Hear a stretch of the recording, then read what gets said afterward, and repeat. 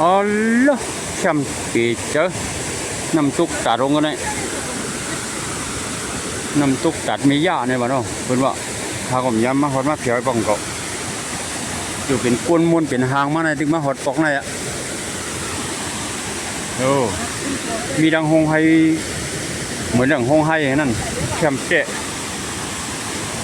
อ๋อแล้วก้นมาเอวเหลียนี่ก็มันน้ำเจ๊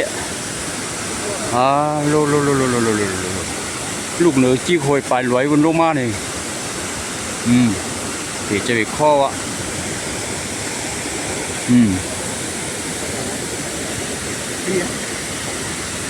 คนหลีคนน้ำหนักคนมาหลีก็เนาะอ๋อเลยที่จะไปข้อแคมเตีย